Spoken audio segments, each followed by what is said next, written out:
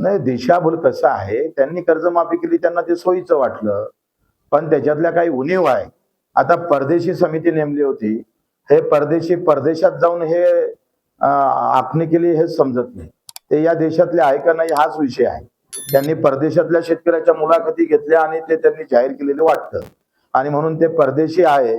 त्यांनी खरं तर याच्यात दुरुस्ती करणं, मी बोललो होतो. आमच्या मिटिंगा पण झाल्या. त्यांना वेळोवेळी सांगितलं. उलट आम्ही अनिष्ट तफावतचं पण बोललोय. जिल्हा मध्यवर्ती बँक आणि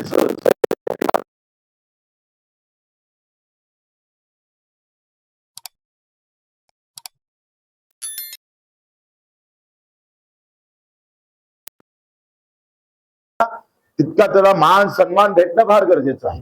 निवळ घोषणा होऊन चालणार नाही, तर किमान त्याचे किती फायदे तुम्ही सांगा. इतक्या शर्ती अटी टाका, प्रोत्साहन निधी देतो पण 2 वर्ष भरा, हे काय प्रकार आहे?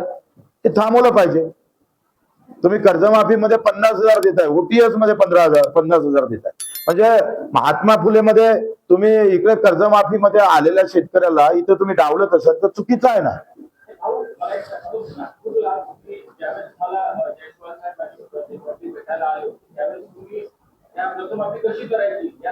तिथे काही चर्चा झाली नाही, लक्षात घ्या. तुम्ही ऑन कॅमेरा ते बैठक झाली होती, तुम्ही ते ऐकली असं. आणि त्यानंतर आपण सीएम साहेबांच्या मीटिंगला गेलो, तिथे मीटिंग झाली आणि मीटिंग नंतर त्यांनी 30 जून दिली. तर ठीक आहे, अभ्यास करायला आम्हाला तर ते मान्य नव्हतं, पण ते मान्य ठीक आहे. सरकारचे 2 शब्द ऐकले पाहिजे. आणि कुठल्याही मागणीमध्ये 100% मागण्या पूर्ण होते असं तर नाहीच आहे. बोल मानो तेरी क्या इच्छा है तथास्तु, जो मिला है वो मिल जाएगा, असं तर होऊ शकत नाही.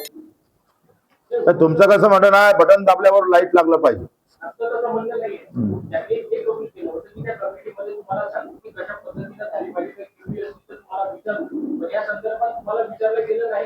मी वारंवार परदेशी साहेबांना पत्र दिले, माझ्याजवळ पत्रव्यवहार आहे झालेला केलेला सगळ्या संदर्भातला.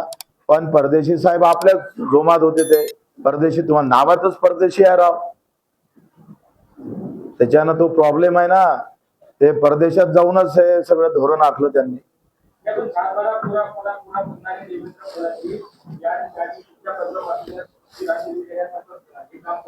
नाही, असं म्हणता येणार नाही. 7/12 कोरा त्यांनी बोलले होते, त्यांनी कोरा केलाच पाहिजे, आमचाही आग्रह आहे.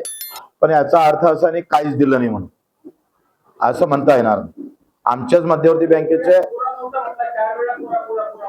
4 वेळा कोरा कोरा म्हटला म्हणूनच तर आम्ही आंदोलन केलं ना. नाही, असं म्हणत नाही.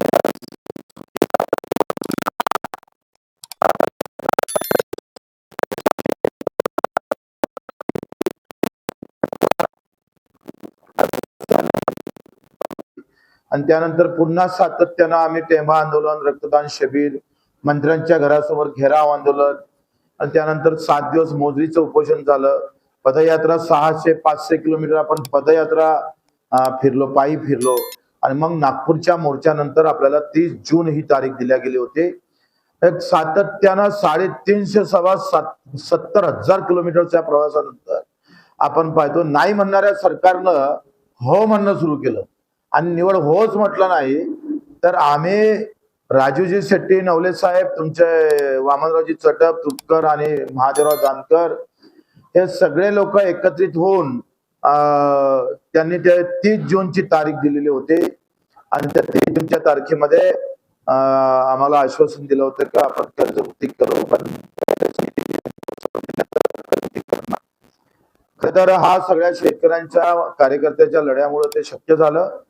2029 ला कदाचित ते कर्जमाफी न भेटणारी आम्ही ते मिळवून दिले लोकांना, शेतकऱ्यांना. आणि अशा अवस्थेत ही कर्जमाफी जाहीर केल्यानंतर काही चर्चा समाज माध्यमातून, मीडियातून आम्हाला पाहायला भेटल्या. त्यातल्या काही त्रुट्या निश्चित आहे. मी पहिले तर देवाभाऊचं, खास करून एकनाथजी शिंदे साहेबांचं, अजितदादा जरी नसले पण त्यांचं पण आभार ऋण व्यक्त करतो आणि त्यांना धन्यवाद पण देतो. एकाएकाच स्वागत करत असताना काही गोष्टी फार महत्वाच्या आहेत.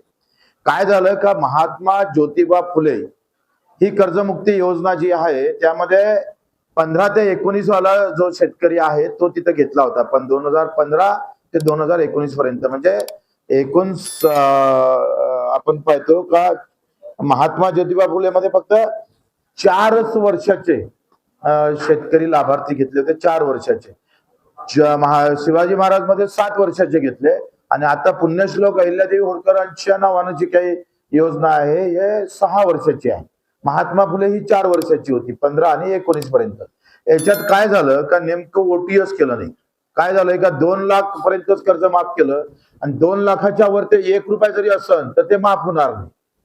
ओटीएस नसल्यामुळे काय झालं का ते अडचण आली आणि ज्याच्याकडे 1.5 लाख 2.5 लाख होते, ज्याच्याकडे 3 लाख होते, तो 1 लाख भरून 2 लाख माफ झाले असते. ते महात्मा ज्योतिबा फुले नसल्यामुळं तो कर्जबाराची संख्या आहे लाभार्थ्याची ती तशीच राहिली, कारण तिथं काही ओटीएसचा चान्सच नव्हता. आणि त्याच्यामुळं आता जे ओरड होत आहे का 2019च्या आतली म्हणजे महात्मा फुले मध्ये जे थकीत कर्जदार आहे किंवा ज्यांना कर्ज माफ झालं ते पुन्हा जर थकीत झालं 21-22 मध्ये, म्हणजे 19 मध्ये माफ झालं महात्मा फुले मध्ये, पण 21-22 मध्ये पुन्हा थकीत झालं तर सरकारनं फक्त त्याला 50,000 दिलेले आहे आणि ते ओटीएस केलेलं आहे. म्हणजे याच्यात अधिक निवळ 50,000 दिले का तर बिलकुल नाही, ते ओटीएस केलेले आहे. आणि ओटीएस केल्यामुळे काय झालं आता 50,000 आणि कर्ज आहे 2 लाख, कर्ज आहे 4 लाख. म्हणजे लोकांना असं वाटतं का हे बँकेच्या वसुलीसाठी आहे. अगदी बरोबर आहे. मला असं वाटतं का याच्यामध्ये दुरुस्त करणं फार गरजेचं आहे, कारण 2019चा जो कर्जदार होता तो माफ जरी झाला असेल तर 19 ते 25च्या काळात कोरोना आला, दुष्काळ आली, संकट आली शेतकऱ्यावर आणि या कोरोनाचा काळ 3 वर्ष होता. म्हणजे 19 आपण जर पाहिलं 19 ते 25च्या काळातला काळ पूर्ण भारत देशासाठी अतिशय आव्हानात्मक होता. त्याच्यामुळे मुख्यमंत्री महोदयांना आम्ही विनंती करणार आहोत का महात्मा ज्योतिबा फुले मध्ये ज्यांना माफी झाली ते आता पुन्हा थकीत राहिले असेल तर त्यांना सुद्धा 1 ते 1.5 लाख रुपये 2 लाख रुपये याचप्रमाणे कर्जमाफी करावी, त्यांना कर्जमाफीमध्ये घ्यावं आणि जे पूर्ण 4 लाख रुपये असेल जे ओटीएस मध्ये आले नाही महात्मा फुले मध्ये त्यांना सुद्धा घेतलं पाहिजे. दुसरा आहे प्रोत्साहन निधी. आता प्रोत्साहन निधीमध्ये काय गडबड झाली का 50,000 तर दिले ते कमीच आहे, आमची मागणी 1 लाखाचीच आहे, त्याच्यासाठी आम्ही भांडणारच आहोत. पण त्याच्यासोबत त्यांनी अट काय घातली का सतत 2 वर्ष जर कर्ज फेडलं असेल तर मग आम्ही तुम्हाला प्रोत्साहन निधी देऊ. म्हणजे पुन्हा मेघ घालून घेतली. आता सतत 2 वर्ष फेडल्यावर जर प्रोत्साहन निधी देत असाल तर अर्धे शेतकरी पुन्हा बिचारे त्याच्यापासून त्या प्रोत्साहन योजनेपासून दूर जाणार आहे.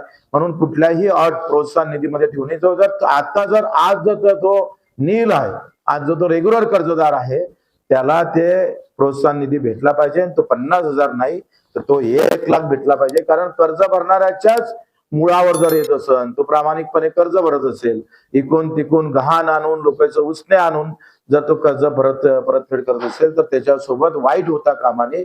मी तर समोर जाऊन पलीकडे मागणी करतो आहे का आता तर 1 लाख रुपये तुम्ही द्याच, पण दरवर्षी जेपर्यंत आम्हाला हमी भाव भेटत नाही, आमच्या शेतीमालाला जेपर्यंत हमी भाव भेटत नाही, हमी भावात पूर्ण खरेदी होत नाही, तोपर्यंत जो रेग्युलर कर्जदार आहे त्याला 50,000 दरवर्षी त्याला आम्ही पाहतो योजना दिली पाहिजे. 15 ते 20 ते 25,000पर्यंत आपण त्याला दिलं पाहिजे. जशी आपण व्याज माफी देतो त्याला मुद्दल मध्ये सुद्धा सरकार आम्ही मागणी करतो आहे.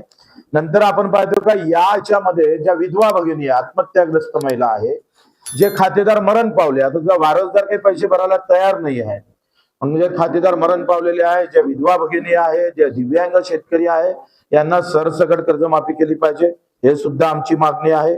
दुसरं काय झालं, शिवाजी महाराज आणि महात्मा ज्योतिबा फुले, मी माझ्या बँकेचा अभ्यास जर केला तर शिवाजी महाराज आणि महात्मा ज्योतिबा फुले मध्ये जे पात्र शेतकरी आहे, जे पात्र आहे त्यांना सुद्धा पैसे दिले नाही. मग देवेंद्र फडणवीस साहेबांचं सरकार होतं, नंतर उद्धव साहेबांचं सरकार आलं. फडणवीस साहेबांनी शिवाजी महाराजांची योजना नावानं योजना सुरू केली, उद्धव साहेबांनी महात्मा ज्योतिबा फुलेंच्या नावानं योजना सुरू केली. आणि मग शिवाजी महाराजांमध्ये जे पात्र शेतकरी होते त्यांचे पात्र यादीमध्ये नाव आहे, त्यांना प्रोत्साहन निधीमध्ये त्यांचं नाव आहे, परंतु शिवाजी महाराजांच्या नावाचे आणि महात्मा फुलेंच्या नावाची जी योजना आहे त्यातल्या पात्र शेतकऱ्यांचे अजूनपर्यंत बँकेत पैसे जमा न झाल्यामुळं तो बोजा तच्च्या तसाच आहे. म्हणजे मी जर माझ्या बँकेचा विचार केला तर 22,426 शेतकरी पात्र होते छत्रपती शिवाजी महाराज मध्ये आणि लाभ न मिळाल्याची संख्या 10,000. 10,000 आहे. म्हणजे हा आकडा काही वेगळाच आहे. तुम्ही जर पाहिलं तर महात्मा फुले मध्ये जे उद्धव साहेबांना कर्जमाफी केली होती ती 12,217 लोकांना एकंदरीत आम्ही जिल्हा मध्यवर्ती बँकेचे शेतकरी पात्र ठरले होते. पण त्याच्यामध्ये 2,180 लोक पात्र असून सुद्धा पैसे भेटले नाही. प्रोत्साहन निधी सुद्धा तसंच आहे. प्रोत्साहन निधी सुद्धा 1,363 लोकांना भेटला नाही. म्हणजे आपण घोषणा केली आणि घोषणा केल्यानंतर त्याची जे आपण शेवटच्या शेतकऱ्यापर्यंत ते कर्जमाफी झाले पाहिजे ते गेलीच नाही. 10-20 वर्ष गेले ते शेतकरी बोजा हटत नाही, कर्ज भेटत नाही. इकडे कर्जमाफीमध्ये नाव सुद्धा आहे, दुसरे इकडे त्याचा निधी आला नाही म्हणून तो कर्जमाफीमध्ये त्याचा बोजा उतरला नाही. या अनेक भानगड याच्यामध्ये आहे. म्हणून आम्ही एक शेवटची मागणी करतो आहे का मनमोहन सिंग साहेबांना कर्जमाफी केली होती 2006 आणि 7 ला. आता त्या कर्जमाफीमध्ये सरसकट अल्पभूधारक घेतले होते, कोणत्या आर्थिक स्थितीत ठेवल्या नव्हत्या. माझं असं म्हणणं आहे का 1996 पासून तर 26 पर्यंत सगळ्या जिल्ह्यात सगळे शेतकरी आहे, 4 लाख असो, 2 लाख असो, 3 लाख असो, असा सगळा जर आकडा काढला तर एका जिल्ह्यामध्ये 2,000 कोटी रुपये पाहिजे शेतकऱ्याला माफ करायला. 30 जिल्हे जर पकडले तर 60 ते 70 75,000 कोटी पाहिजे. म्हणजे पुरा सातबारा कोरा होते. सरकारनं मनावर घेतलं पाहिजे आणि दर वर्षाला 25,000 कोटीची तरतूद कर्जमाफीसाठी, कर्जमुक्तीसाठी 3 टप्प्यात कर्जमाफी केली पाहिजे. दरवर्षी बजेटमध्ये 25 ते 30,000 कोटी ठेवावं. सगळ्यांचे 7/12 3 टप्प्यामध्ये नील करून टाका आणि महाराष्ट्राचा इतिहास अख्ख्या हिंदुस्थानाला कळू द्या. वास्तविक पाहता केंद्र सरकारनं कर्जमाफी करणं गरजेचं आहे, परंतु राज्य सरकारनं ते अंगावर घेतलं असेल तर हा एक नवीन उपक्रम या सरकारनं राबवणं गरजेचं आहे. देवाभाऊचंही नाव उज्ज्वल होईल, आमच्या एकनाथजी शिंदे साहेबांचा आम्हालाही शिवसेनेत आल्याला गर्व वाटल्याशिवाय राहणार नाही. आणि मग ही पण मागणी आम्ही करतोय 1996 पासून तर 2026 पर्यंत पुऱ्या महाराष्ट्राला 75,000 कोटी पाहिजे. बहुत बडी बात नाही आहे. 8व्या वेतन आयोगामध्ये आता एका वर्षाला नाही म्हटलं तरी 1 लाख कोटीचा बोजा पडणार आहे कर्मचाऱ्यापोटी. 20 लाख कर्मचाऱ्यासाठी 1 लाख कोटी, 1 लाख कोटीचा जर बोजा पडत असेल तर मग 75,000 कोटी काही 4-5 कोटी शेतकऱ्यासाठी काही फार मोठा आकडा नाही आहे. ते सुद्धा आम्ही मागणी करतो आहे. एकंदरीत शर्ती अटी ज्या आहे त्या काहीच फरक नाही. मी सगळं वाचलं ते GR जेव्हा मी पाहिले तर तुम्ही सांगतोय का याच्यामध्ये फक्त कंत्राटी जो कर्मचारी घेतलेला नाही तो घेतला पाहिजे, हंगामी कर्मचारी घेतला पाहिजे. मागच्या मध्ये जून काय म्हणते छत्रपती शिवाजी महाराज आणि महात्मा फुले मध्ये नगरसेवक, महानगरपालिकेचा नगरसेवक किंवा जिल्हा परिषद सदस्य हे त्याच्यात वगळले होते. आता याच्यात ते घेतले ते वगळले, पण सगळ्या सेम टू काही फरक नाही. थोडक्यात करताना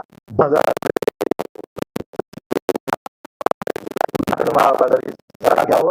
प्रोत्साहन निधी 1 लाख रुपये वाढवून रद्द करावी. का ज्या विधवा आहे, ज्या आमच्या खातेदार मयत आहे किंवा अपंग बांधव आहे त्यांची सरसकट कर्जमाफी करावी. आणि या सगळ्या सोबतच महात्मा फुले आणि छत्रपती शिवाजी महाराज यांच्या नावानं असलेल्या कर्जमाफीमध्ये जे पात्र शेतकरी आहे त्याच्या नावानं जे कर्जमाफीचा निधी आला नाही तो तत्काळ देण्यात यावा. या सगळ्या गोष्टीसाठी आम्ही एकंदरीत सरकारसोबत बोलणार आहोत. त्यांच्यासोबत आमची चर्चा होणार आहे आणि येणाऱ्या अधिवेशनमध्ये जेवढ्या ताकदीनं हा मुद्दा मांडता येईल तेवढा मांडू. अधिवेशनात जर प्रश्न सॉल्व्ह झाला नाही तर आंदोलनाची तारीख निश्चित केल्या जाईल.